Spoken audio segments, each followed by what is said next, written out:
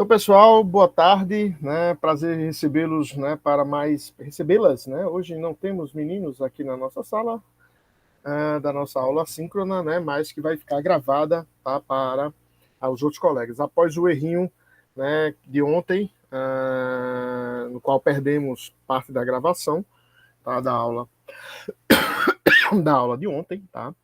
Eu irei retomar do ponto que nós, um pouco antes, né? Do ponto que nós finalizamos ontem, né, dentro do mesmo tema, né, que é metabolismo, né, metabolismo energético, né, e nutrição, tá certo? Depois vamos tocar em temas, no tema de oxigênio e etc, mas não sei se irá dar tempo hoje ainda nesse tema, tá certo? Então, eu vou agora, né, compartilhar minha tela com vocês, tá? Para a gente começar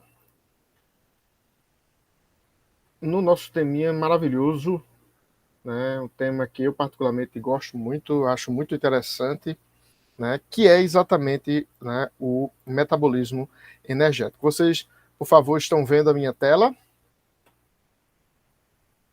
Sim. Então, pronto. Então, maravilha. Então, ontem a gente viu, então, né, até um pouco à frente daqui, né, então ontem a gente viu, né, os três, né, ciclos, né, do metabolismo energético, né, então, a respiração celular, né, ela tem 3 fases, né? Então, a glicólise é a primeira fase, tá? Onde é produzido 2 ATPs. Depois, então, os piruvatos e o acetilcoenzima A, na verdade, entra dentro da mitocôndria, né, para girar lá, gerar aquele gradiente de prótons para girar a ATPase e produzir ATP, né, que é feito dentro do ciclo dentro da mitocôndria, no ciclo de Krebs e na fosforilação oxidativa, onde de fato há a geração desse gradiente iônico, né, dentro, né, da mitocôndria, uma vez que é produzido, então, no ciclo de Krebs, né, no ciclo do ácido cítrico, esses aceptores de elétrons e hidrogênios, né, chamados NAD e FAD. E aí ocorre a fosforilação desses, né, a oxidação desse NAD e desse FAD, produzindo, então, 32 ou 34 ATPs, né, dando, então, no final do balanço energético da respiração celular, um total de 38 ATPs. Só que, minha gente, a gente tem que pensar que, por exemplo, um corpo humano de 70 quilos, né, agora, nesse momento, eu só tenho em torno aí de 50 gramas de ATP. Entretanto, durante uma semana, por exemplo, eu vou ter que utilizar muitos quilos de ATP. Então, isso, minha gente, sempre o corpo sempre estará produzindo, né, ATP e consumindo ATP, produzindo ATP, consumindo ATP, produzindo ATP, consumindo ATP. E para isso a gente precisa, então, né, do fato, né, do combustível mesmo, da energia química bruta, né, que vai ser quebrada até ATP para ser utilizada pela nossa célula dentro, né, dos nossos processos de formação e de destruição, né? Então, os carboidratos, é claro, já que a glicose é um carboidrato, então o carboidrato ele é a fonte primária, né? Mas a gente também tem gorduras e proteínas. Entretanto, se a gente prestar atenção, né, o consumo de oxigênio para quebrar gorduras e proteínas, minha gente, em proteína intermediário, gordura é muito, muito maior. A gente vai ver, então, que gordura, o consumo de oxigênio para quebrar a gordura é 2 vezes maior do que o consumo de oxigênio para quebrar carboidrato.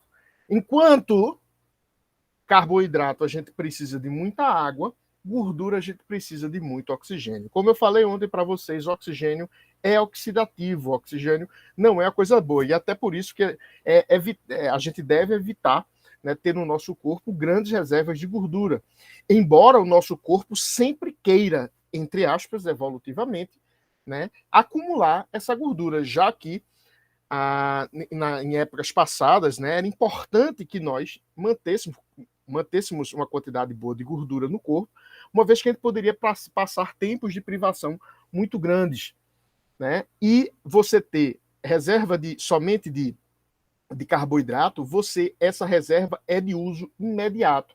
Já as gorduras, não. As gorduras, elas demandam mais oxigênio, né? E elas são gastas de forma lenta. E até por isso é difícil a gente perder, na modernidade, gordura, uma vez que a gente tem abundância de alimentos e abundância de alimentos hipercalóricos. E não fazemos uso dessas calorias em excesso, né? A gente não faz exercício físico, né? E etc e tal. Esse é o meu caso, por exemplo. Sou uma pessoa sedentária que tem problema de obesidade, né? E isso, né, a gente vai, inclusive, discutir hoje um pouquinho esse assunto aqui, que aí gera um ciclo, quanto mais gordo você é, gera um ciclo mais perigoso, né? Uma vez que você aumentando o seu peso, seu metabolismo cai, seu metabolismo real cai, e aí, né, você tem mais dificuldade ainda de emagrecer, tá? Mas a gente não vou entrar, não é minha experiência, eu não sou médico, não quero ser médico, nunca quis ser médico, né? E tenho até raiva, né, dessas coisas. Mas a base desse entendimento a gente tem, né? E eu vou tentar passar para vocês. Veja aqui, então, gorduras produzem 2 vezes mais energia que carboidratos, mas precisam 2 vezes mais oxigênio. Então, para gastar gordura, para ser um organismo que usa gordura como reserva energética, né? Essa reserva energética é normalmente um estoque de longa duração. E organismos, né, que não vão guardar gordura, né, vão utilizar a energia de forma mais rápida, embora o carboidrato seja muito mais pesado que a gordura. Mas aí a gente tem um outro problema. Existem organismos que vivem em ambientes com baixa demanda de oxigênio, que tem pouco oxigênio. E alguns organismos que conseguem sobreviver em períodos que a gente chama de períodos de anóxia, ou seja, baixíssima concentração de O2. Na atmosfera, quanto mais a gente sobe, menos O2 a gente tem. É por isso que a gente tem problemas, né, para respirar lá em cima do Monte Everest, etc. Mas na água, quanto mais profundo você vai, menor é a concentração de oxigênio. E isso também, né, gerou adaptações muito fantásticas em uma quantidade muito grande de animais, né? E aí a gente vai ver que a relação área superficial do animal, que eu já falei para vocês, né, a questão da osmolaridade, né, da osmorregulação de organismos grandes e pequenos, né? Então, se você é pequeno, você tem uma área superficial muito grande, você troca muito com o seu ambiente, né? E o mesmo ocorre, né, para o oxigênio, né? Então, organismos grandes têm maior dificuldade em capturar oxigênio e já, né, organismos pequenos têm essa menor dificuldade. E organismos que flutuam na coluna d'água, que afundam e sobem, eles têm variações diárias, às vezes de algumas horas, de concentrações diferentes de oxigênio. Mas é necessário, né, que a gente tenha, né, os organismos mantenham uma certa estabilidade, né, no uso, né, desse oxigênio. E para isso, os organismos são capazes de aumentar ou diminuir suas taxas metabólicas, tá? Então, peraí. Então, por exemplo, essa tartaruguinha, essa espécie de tartaruguinha, pode passar, então, 126 dias em águas muito, muito frias, né, com a quantidade baixíssima de oxigênio. Alguns mariscos, né, que vivem ali no sedimento, também passam muito, muito, muito tempo, né, sem a presença de oxigênio. Alguns exemplos clássicos, como a carpa comum, né, que sobrevivem meses e meses e meses durante o inverno, né, em águas extremamente sem oxigênio, em águas com concentração de oxigênio muito baixas. E isso, minha gente, muito ligado, né, à temperatura. Quanto maior a temperatura, olha a temperatura corporal, quanto maior a temperatura corporal, menor é o tempo de sobrevivência desses caras. É claro, porque se você está em água fria, se você está num ambiente frio, sua taxa metabólica vai diminuir. Sua taxa metabólica real vai diminuir. Tá? O mesmo acontece, por exemplo, em outros vertebrados. Né? Em vertebrados comuns. Quanto maior a temperatura corporal, menor será o tempo que ele pode passar sem oxigênio. Né? Isso é muito ligado exatamente à taxa metabólica de consumo de ATP. Se você está em baixa temperatura, você está mais letárgico, etc., você vai ter um consumo menor de ATP. Né? E esse ATP, né, o ATP, ele é, de fato, né, a grande moeda de energética do nosso metabolismo. Só que a gente tem produção de ATP basicamente por respiração celular, mas a gente também tem outros mecanismos que vão contrabalançar isso aí. Especialmente no caso dos músculos esqueléticos, né, a fosfocreatina. A fosfocreatina nada mais é do que creatina mais fósforo, e ela é uma fonte extremamente rápida de ATP. Da mesma forma que a glicólise anaeróbica. Lembra que glicólise, quando eu falei de glicólise, eu disse a glicólise não depende de oxigênio, ela ocorre na ausência do oxigênio. As fases que vão depender do oxigênio estão dentro da mitocôndria. Então, a glicólise não depende de oxigênio, vai gerar piruvato, e esse piruvato ele pode, inclusive no caso, por exemplo, da gente, irá entrar dentro de outras vias metabólicas, gerando, então, lactato, né? Gerando, então, o ácido lático, que gera a conhecida fadiga muscular ou cãibra. Né? Isso é um problema.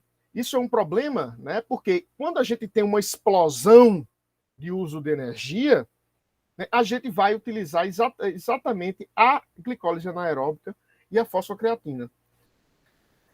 Já quando a gente tem nas atividades normais, a gente vai, né, utilizar o catabolismo aeróbico normal, a respiração celular normal.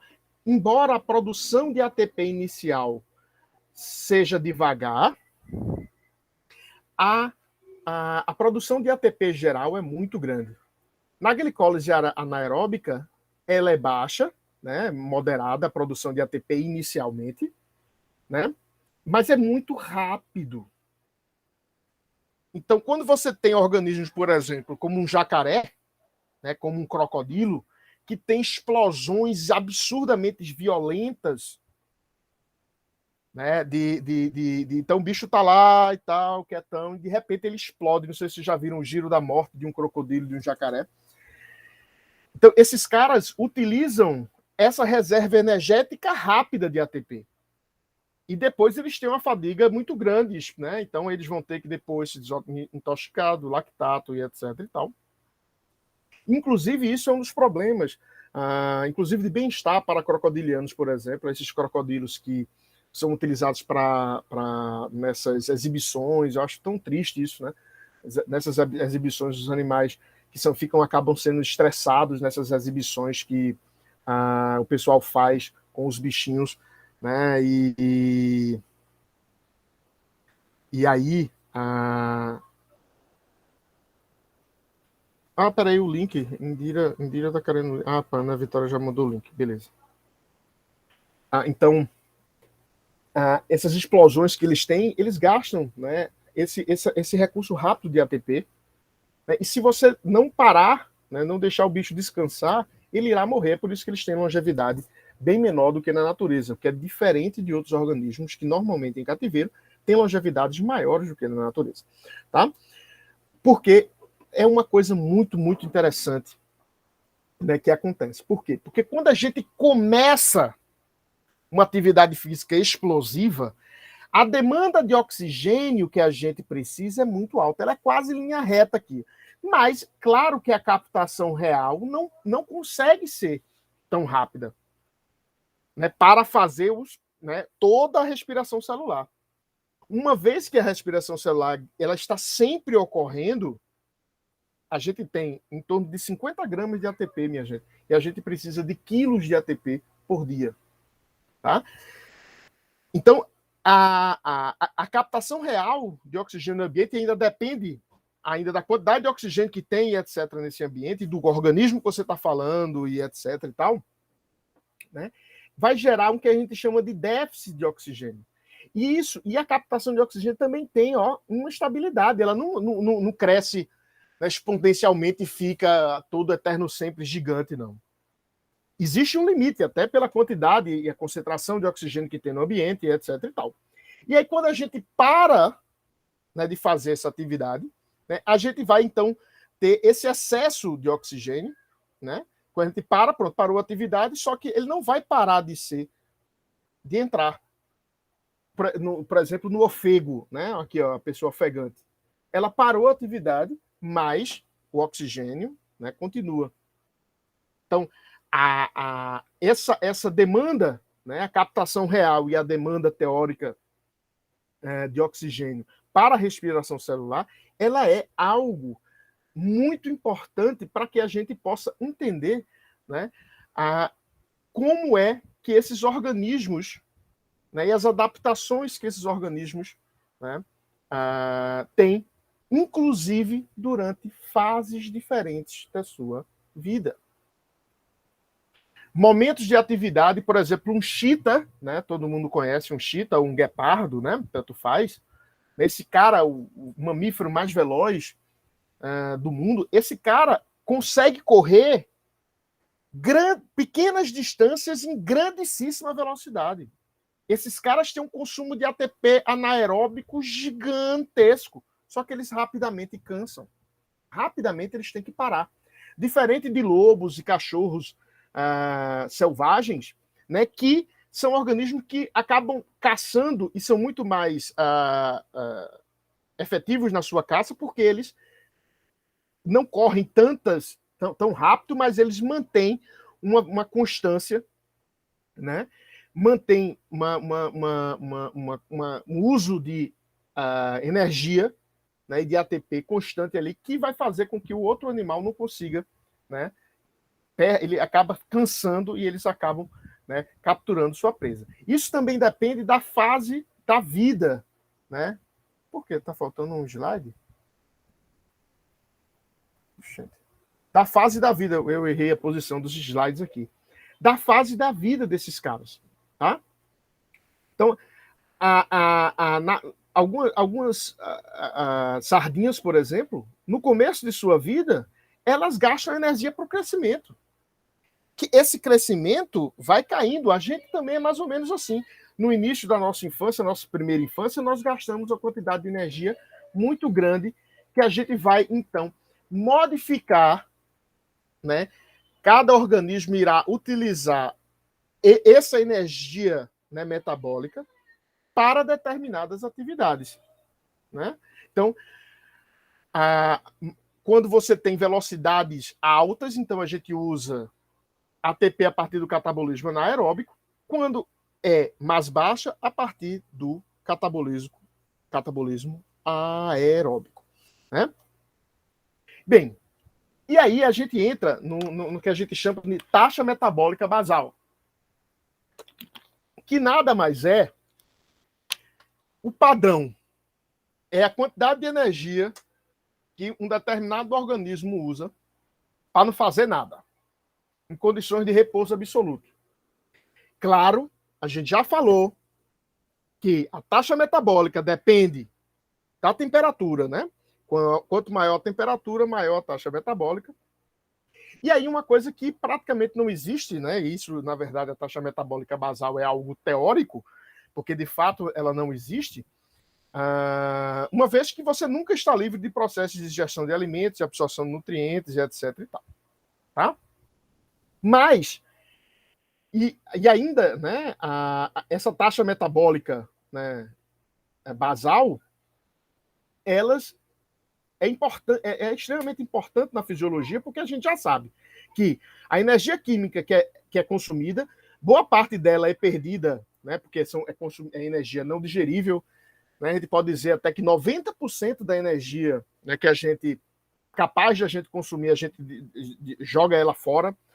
Parte dela é perdida por ineficiência, uma parte dela é utilizada para a biossíntese, né, para o síntese, crescimento e tal, energia química, de barará, para manutenção, geração de trabalho, né? Então, eu estou fazendo isso aqui, né? Estou perdendo energia. Isso aqui eu elevei o potencial desse mouse da posição X para a posição 2x, tá? Então, sempre a energia está sendo dissipada, né? E sempre ela está sendo transformada. Isso é muito, muito importante, né? E que a taxa metabólica, então, vai descrever o metabolismo energético por unidade de tempo. Isso é muito, muito, muito importante. A gente tem esse problema seríssimo de medir a taxa metabólica basal, porque parte da energia está sendo usada para a produção de tecidos. O mesmo exemplo da sardinha que a gente falou, ó, que ela pode utilizar a energia que está sendo ingerida para, então, o crescimento, por exemplo. Depois ela vai investir a energia para a reprodução, porque depende da fase da vida que esse organismo está. Isso é muito, muito interessante. E, claramente, o metabolismo basal depende da taxa, da massa corpórea de qualquer organismo. Claro, quanto maior, qual a maior massa, né, do organismo, maior é o metabolismo basal desse organismo. É uma questão de lógica. Vai dizer que o metabolismo basal de um elefante é menor, mas, minha gente, é menor do que o de um rato, mas, minha gente, o metabolismo real de um elefante, ele é muito menor comparativamente do que um bicho grande, porque a gente, para entender o metabolismo, a gente tem que ver que o peso é muito importante, a massa corpórea desse organismo é muito importante. Por exemplo, aqui eu dou o exemplo de um rato. Esse ratinho aí do campo, ele come 175 gramas de feno por semana. Ele pesa 30 gramas. Então ele come aí 6 vezes, né? Quase, sei lá, 6 vezes por aí, a sua massa. Já um rinoceronte consome por semana em torno de 650 quilos de capim. Isso aqui é proporcional ao tamanho. Então, proporcionalmente ao tamanho dele, esse cara aqui vai ter um metabolismo muito mais acelerado do que um rinoceronte. Isso é muito fácil de entender, porque a taxa metabólica real, ou a taxa metabólica, como os fisiologistas gostam de chamar, taxa metabólica específica, ela é a basal pela massa do organismo. E quando a gente faz uma transformação log-log, né, para que não fique uma curva, para que fique retinho, a gente vai ver que quanto maior a massa do organismo, menor é a taxa metabólica desse cara. De forma que um organismo gigante tem uma taxa metabólica específica muito menor do que um organismo maior. E até por isso, organismos maiores são mais lentos, organismos maiores crescem mais devagar. Eles, claro, a taxa metabólica basal deles é gigante, eles são um organismo gigante. Pense na taxa metabólica basal de uma baleia. Mas você pensar num ratinho, né? Um ratinho, uma doninha, por exemplo, aqui, que tem um peso corporal pequenininho, né? Ela tem que consumir uma quantidade gigantesca de alimento para manter esse mesmo metabolismo, né? A taxa metabólica que um cara, né, gigantesco. Isso, minha gente, é muito, muito interessante, né? Porque não só vale para mamíferos, não. A taxa metabólica e o peso corporal estão relacionadas inclusive indivíduos da mesma espécie. Isso ocorre em humanos. Aqui tem um exemplo de um caranguejo. Quanto menor o peso corporal desse cara, maior é a sua taxa metabólica. Quanto maior o peso corporal desse cara, menor é a sua taxa metabólica. E isso vale também para seres humanos. Eu, que sou gordo, tenho uma massa maior, acabo tendo uma taxa metabólica menor. E por isso eu tenho maior dificuldade, inclusive, de perder esse peso em excesso que eu tenho. Isso gera um ciclo, né, horrível, né, para os obesos, por exemplo. Tá? Que em fisiologia médica, isso são tópicos gigantescos de discussões maravilhosas e muito interessantes, né, que inclusive entra dentro desse próximo tópico, que é o metabolismo da atividade física. Né? Já falei para vocês que durante a atividade física a gente precisa gastar ATP rapidamente. Então a gente vai utilizar reserva rápida de ATP. Por exemplo, nós temos glicogênio e fosfocreatina. Né? Nós não armazenamos amido. Então a gente primeiro gasta isso para depois começar a gastar a nossa querida amiga gordura. Lembrando que gastar gordura gasta mais oxigênio. Então, o aumento da atividade requer o aumento da produção de energia, portanto, o aumento do consumo de oxigênio, o que vai fazer né, devido ao aumento do catabolismo aeróbico. Então, para emagrecer, não há outra forma de que você consumir menos energia do que aquilo que você gasta. Você tem que gastar mais energia para você poder gastar gordura e consumir cada vez menos carboidrato, né, cada vez menos calorias, de forma geral, para que essa gordura possa ser utilizada no seu catabolismo aeróbico. Já que, se eu faço uma corrida rápida, por exemplo, ou uma escalada rápida e etc e tal, gasto muita energia, eu vou gastar energia da minha produção anaeróbica e não, né, do metabolismo aeróbico. Tá certo? Então, veja que a taxa metabólica, quando a gente está quietinho, né, é de 6,3 kJ por minuto. Então, você sem fazer nada, você já está gastando energia. Claro. Mas, né, você está sentado, você gasta mais ainda quando você está em pé, andando a 2 km por hora, caminhando, né, nadando e correndo. Correndo você está gastando no máximo, né, correndo a 10 milhas por hora. Ó, você vai estar gastando aí 84 kJ por minuto. Né? Então, você precisa, para você de fato emagrecer, você precisa, então, ter atividade física constante. Né? É muito comum entre nós, seres humanos, né? Isso aconteceu comigo já muitas vezes. Não, vou começar a academia e tal. Vai uma semana para a academia e nunca mais vai lá. Pagou 6 meses, nunca mais foi. Né? Já fiz isso centenas de vezes. Né? Eu que sou gordo, vocês não têm esse problema, mas eu tenho. Né? Mas é uma doidice. Né? Tem que ter constância para que a gente possa. Né? E para o consumo de oxigênio, da mesma forma. Se a gente não conseguir consumir oxigênio e captar esse oxigênio, a gente vai ter fadiga muscular muito rápido. Então, o corpo da gente tem que entrar num estado de utilização de oxigênio. Né? Então, uma das formas que a gente vê, por exemplo, da taxa metabólica, de entender a taxa metabólica, é entender o consumo de oxigênio em um organismo. Um cavalo, por exemplo, nesse caso aqui, ó, na marcha, ele gasta pouco oxigênio, consumo. No trote, vai aumentando e é quase linearmente o aumento do consumo de oxigênio. Só que tem um momento que se estabiliza, porque não existe, não é sem fim o consumo de oxigênio, até porque, né,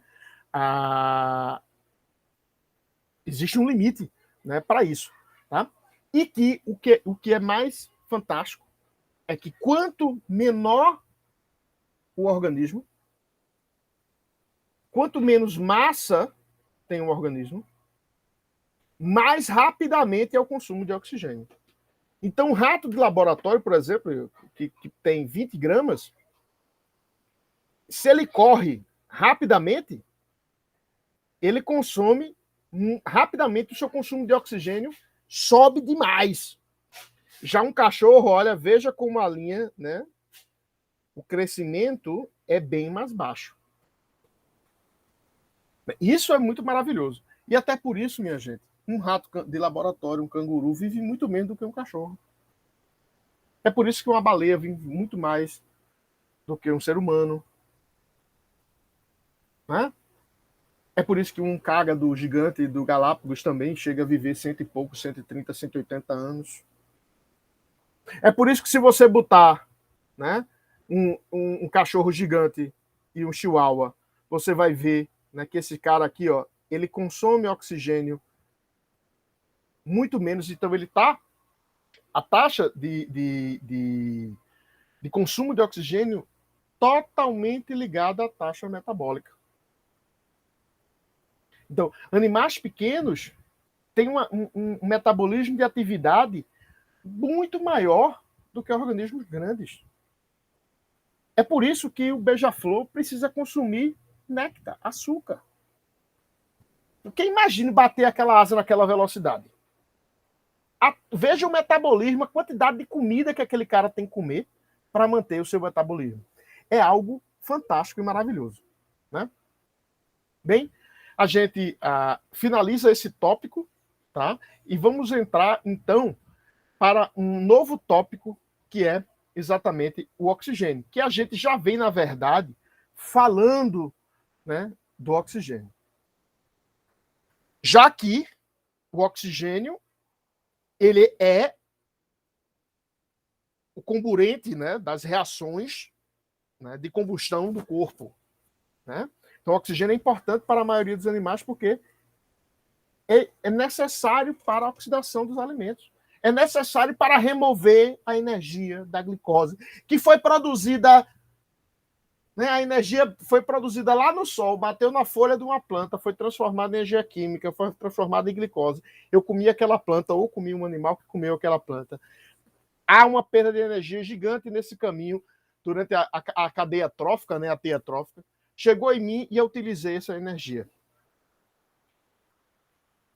O oxigênio, ele é a molécula chave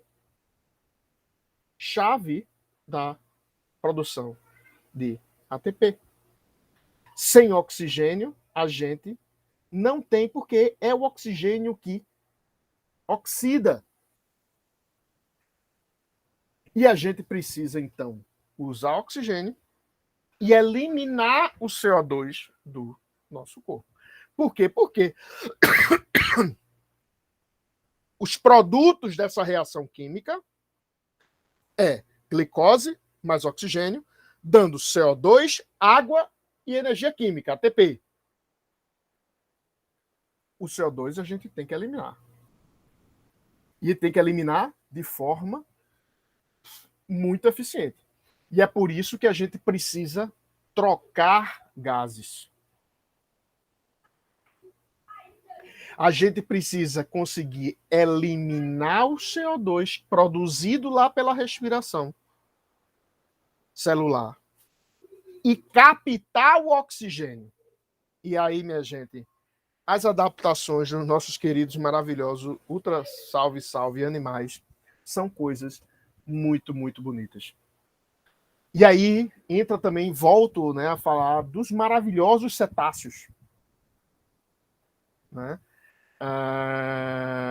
que tem adaptações muito fantásticas, né, de um organismo que era terrestre, voltou à condição marinha, né, e com, né, adaptações maravilhosas. Organismos, por exemplo, né, de trocas gasosas fantásticas e maravilhosas, como anfíbios. A gente volta lá aquela coisa da osmorregulação. Lembra quando eu falei de osmorregulação? Falei, os anfíbios resolvem seus problemas mais ou menos como os peixes de água doce, né? Mas eles também têm a importância lá. Os peixes de água doce têm brânquia. Os anfíbios irão trocar gases respiratórios, especialmente pela pele, embora tenham pulmões, tá? Embora eles tenham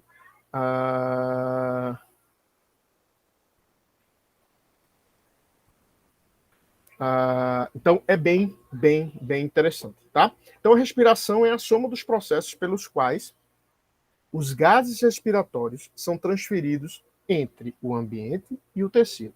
Por quê? Porque a gente precisa que o oxigênio chegue lá na célula, entre na célula, chegue lá na mitocôndria, entre na mitocôndria e participe do ciclo de Krebs daqui, né? Participe do ciclo de Krebs. Se não, onde é produzido basicamente CO2, né? E aí, como é que a gente faz isso?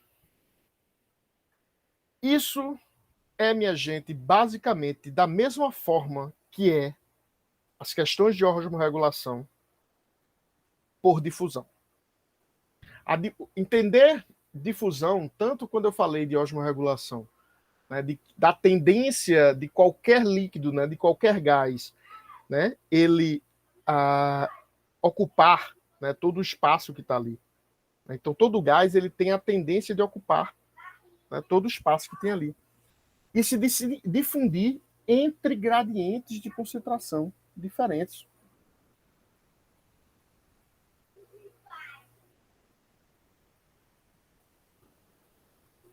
E da mesma forma que a osmose, a gente tem, então, membranas de trocas gasosas. A gente sempre vai ter, né, a interseção entre os animais, né, o corpo dos animais e o ambiente externo, sempre vai ter uma membrana. Né? Então, os óxidos e os dióxidos, né, eles movem-se. Né? Movem-se, muitas vezes, precisando de difusão, de transporte ativo, mas muitas vezes por convecção também.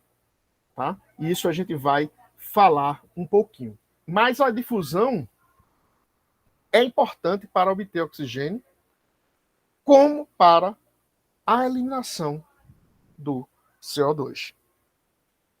Né? E essa convecção, né, que é fluxo, na verdade, é fluxo de massas,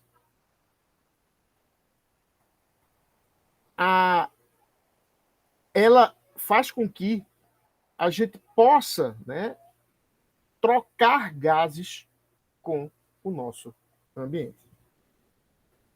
Né? Onde a gente troca, no nosso caso aqui? Onde a gente troca gases? A gente troca gases no pulmão.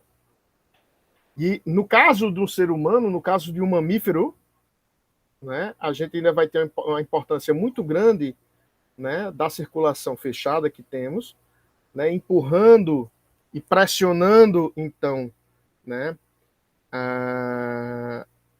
fluidos corporais, então sangue, né, próximo aos alvéolos pulmonares, que vão estar cheios de gases, onde por difusão irá entrar o oxigênio e sair o gás carbônico.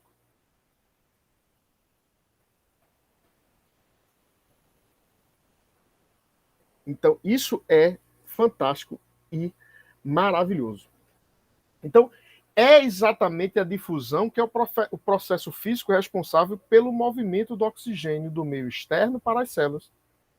Os órgãos respiratórios dos animais são caracterizados por superfícies extremamente grandes e finas.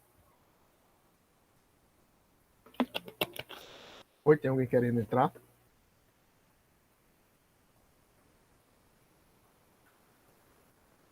Então, ó, já que a difusão dos gases, né, depende da área, a gente vai ver isso, depende da área. Quanto maior a área superficial, maior é a taxa de trocas entre esses dois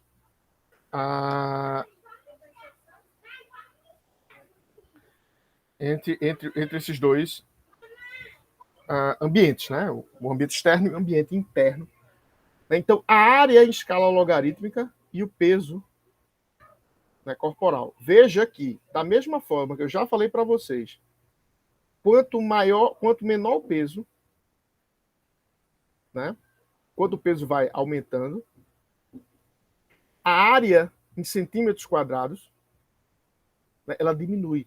Porque o volume, a relação massa-volume, o volume cresce ao cubo e a área cresce ao quadrado. Então, entendam, um organismo pequeno, relativamente, tem uma área superficial muito maior do que um organismo grande.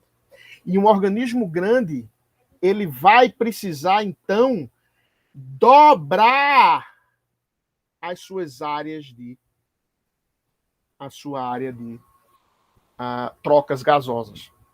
Isso também vale, minha gente, para o intestino, a troca de alimentos no intestino. Essas dobras aumentam a área superficial de uma forma gigantesca.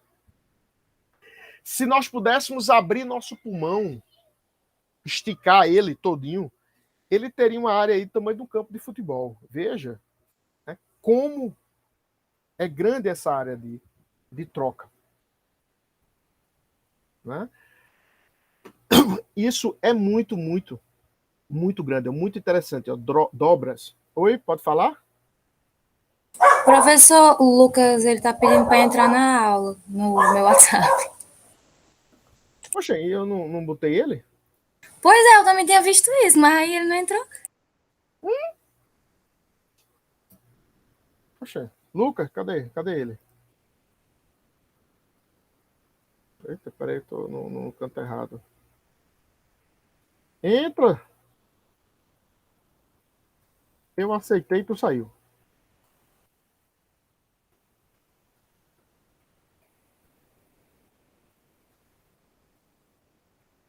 Cadê? Aí entrou.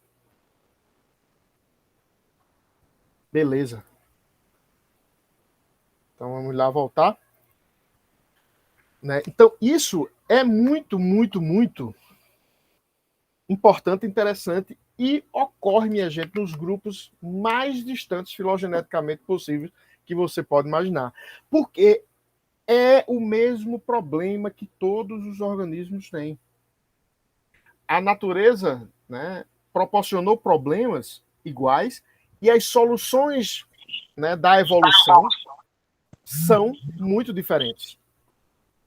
Né? É por isso que existem tantos óleos, tipos de óleos em organismos diferentes, tantos tipos de pulmão, né, ou de áreas de troca gasosa, por exemplo, as brancas e etc. Oi, pode falar.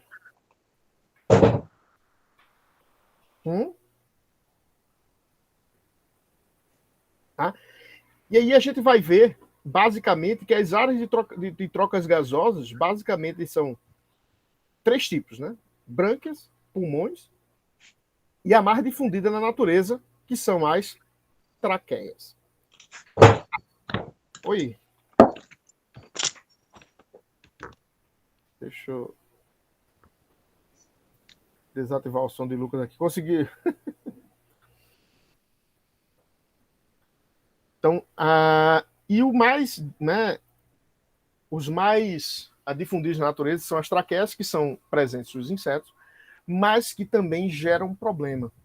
A traqueia leva gases, leva oxigênio e remove gás carbônicos praticamente célula a célula. E isso gera um problema. A área superficial mais baixa, os organismos são relativamente pequenos. E é por isso que hoje, com a quantidade de oxigênio de em torno de 22%, 21% que temos na atmosfera terrestre atual, não há possibilidade da existência de insetos gigantescos, como já aconteceram no passado, onde a gente tinha, então, insetos de 1 metro, 2, né, que chegavam a 2 metros, né, insetos com mais de 50, 60 gramas. Tá? Isso praticamente não existe, né, nos dias atuais, uma vez que há a limitação da área superficial. É muito, muito, muito simples isso. Então, o gás mais importante do ponto de vista fisiológico é, sem sombra de dúvida, o oxigênio, o dióxido de carbono e o nitrogênio nessa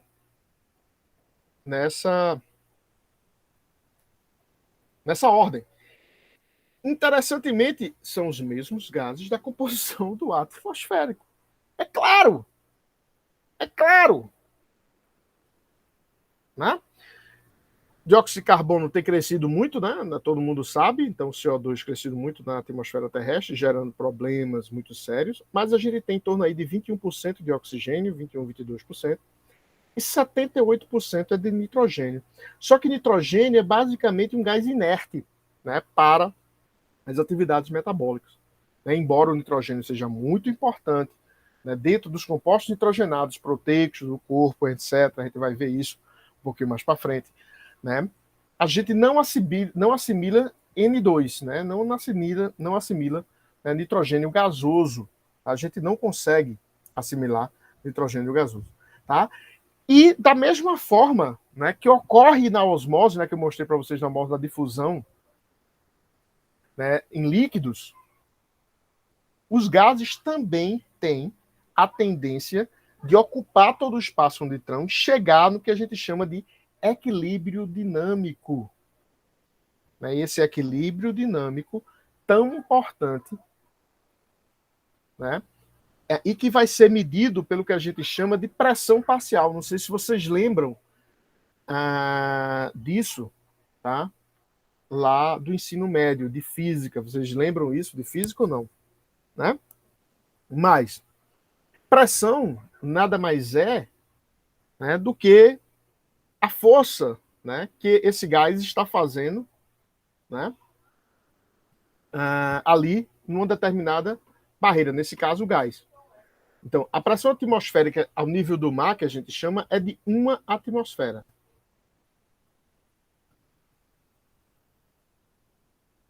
Que é exatamente a soma, o somatório da pressão parcial dos gases que estão na atmosfera.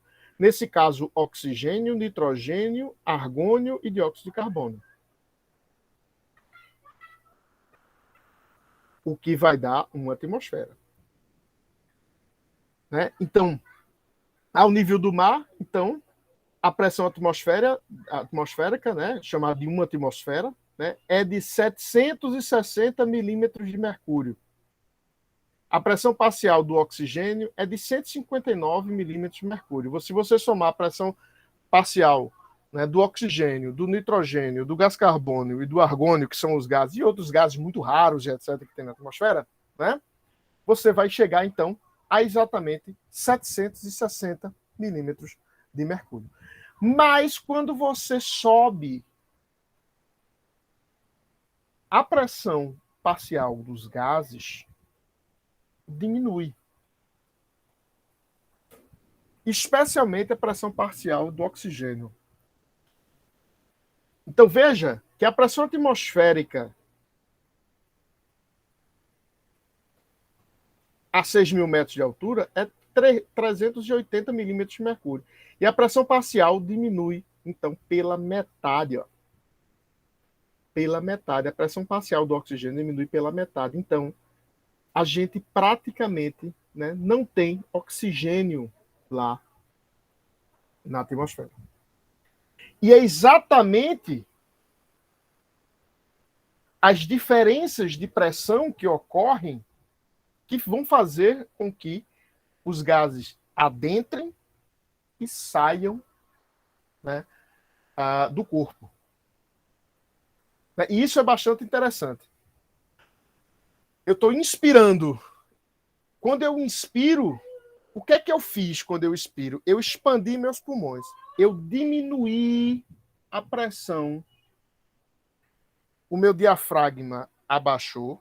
Eu diminuí a pressão interna dos meus pulmões, fazendo que o ar, né, eu não puxei ar para dentro, não. Eu diminuí a pressão e a própria pressão atmosférica fez o ar entrar nos meus pulmões. Quando eu expiro, boto o ar para dentro, eu pressionei através do meu diafragma, dos meus músculos, né, durante a expiração. E aí, eu aumentei a pressão dentro do meu pulmão, fazendo com que o ar seja expulso.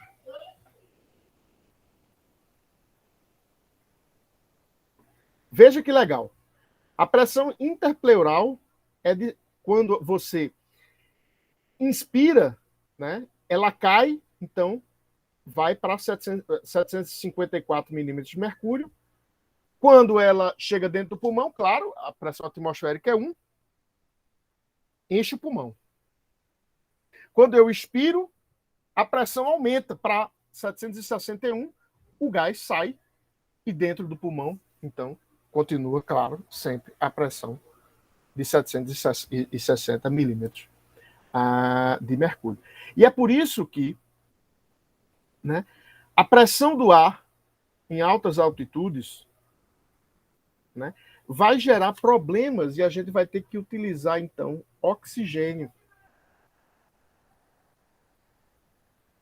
Porque há uma redução muito grande da pressão parcial de oxigênio e os animais vão ter essa dificuldade em captar agora, em trocar o oxigênio que eles têm com o CO2 que está lá na atmosfera. E como eu já falei na parte anterior dessa aula, a gente também tem que lembrar que existem organismos aquáticos. E nos organismos aquáticos, também eles precisam de oxigênio. E há uma diferença muito grande na concentração de gases na água e no ar. Mas uma diferença muito grande mesmo. E claro, a gente vai se basear no nosso querido amigo oxigênio, que é o principal que a gente precisa. A 20 graus Celsius, a concentração de oxigênio a uma atmosfera, veja como na água é muito mais baixa. E é por isso que organismos terrestres não sobrevivem à água. Da mesma forma que organismos aquáticos não sobrevivem no ambiente terrestre. São adaptações diferentes. E a água também, né, dentro da água, né, a quantidade de oxigênio depende da solubilidade do oxigênio na água e da temperatura. Quanto maior a temperatura da água, menor a solubilidade do oxigênio na água. Menos oxigênio, maior oxigênio na água. Então, esse oxigênio sai para a atmosfera. E é por isso que a gente usa sempre como padrão, né, 20 graus Celsius. Né? E a água, ela tem essa característica, né, de solubilizar muito mais dióxido de carbono, muito mais dióxido de carbono do que oxigênio. E isso tem implicações fisiológicas, minha gente, muito importantes. Até o ato de respirar é baseado lá no nosso cerebelo, a gente vai falar disso, é devido à acidose do sangue. Quando você para de respirar, o seu sangue torna-se ácido, é claro, porque CO2 e água, ácido carbônico. Lembra? Coca-Cola, né? Ácido carbônico, né? Lembra? E a solubilidade do dióxido de carbono na água é muito, mas muito superior à solubilidade do nosso querido amigo oxigênio. Tá? Pessoal, vamos dar são 5. Que horas acaba a disciplina? Às 5h30. Vamos dar um intervalozinho. Eu preciso ir no banheiro rapidissimamente aqui. Tá? Vou dar um intervalinho aí de 10 minutos, tá? 10 minutos a gente volta. Beleza? Rapidinho mesmo, porque eu preciso ir no banheiro aqui rapidamente. Se eu não for no banheiro agora, vou fazer xixi nas calças. Espera aí.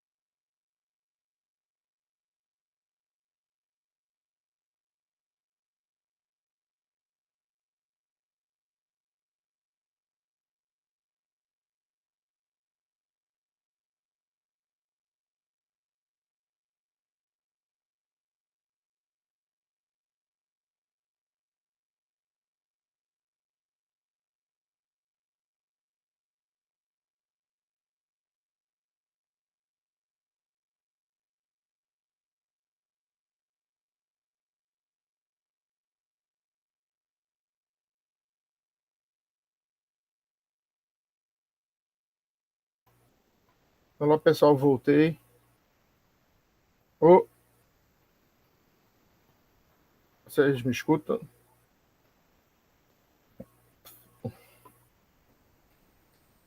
A internet tá dizendo aqui que tá fraca.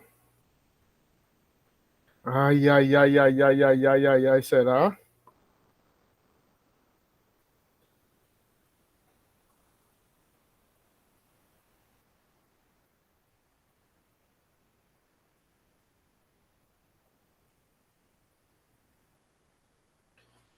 Eu tô super cansado. Ave Maria, dia de hoje é muita aula, bicho, que eu dou, cara.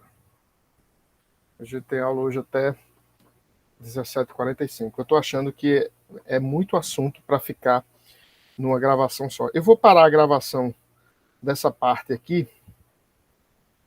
Não, vamos falar, né?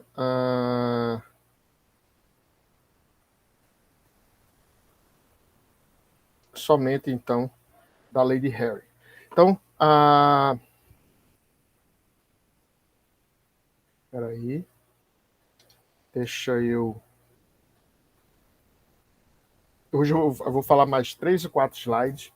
A gente vai parar, tá? Porque eu acho que está ficando muito complicado. E aí eu vou bolar um exercíciozinho, tá? Na verdade, antes de mandar, essa semana eu não vou mandar exercício, tá, para vocês, porque eu preciso corrigir os que eu tô aqui com que vocês fizeram. Preciso corrigir com ultra urgência, porque eu preciso botar a nota de vocês lá no sistema. Professor, eu já ia perguntar isso ao senhor, mas está esperando o senhor terminar a aula. Não é porque eu tô precisando com urgência colocar. Porque tem uma data, né? Tem uma data até que o senhor pode colocar. Eu acho que essa semana, alguma coisa assim. Pelo que eu fiquei sabendo, até semana que vem, né? A nota da primeira atividade.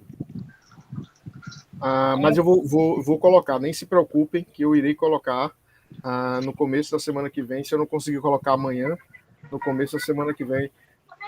Meu Deus do céu, minha internet vai cair, ó. Por que fica aparecendo aqui internet fraca? Professor, o senhor já está em Mossoró? Sim, que eu pensei que o senhor já estava em Mossoró, que eu ia dizer, tem que ver a internet, porque não é toda internet que presta não aqui. Não, eu vou contratar a BrisaNet em Mossoró. É isso mesmo, só presta a BrisaNet. É porque eu já tenho um contrato com a BrisaNet e aí eu vou colocar a BrisaNet. Então, minha gente, eu vou parar aqui a gravação, tá? Não faz mais sentido. Eu não consigo nem colocar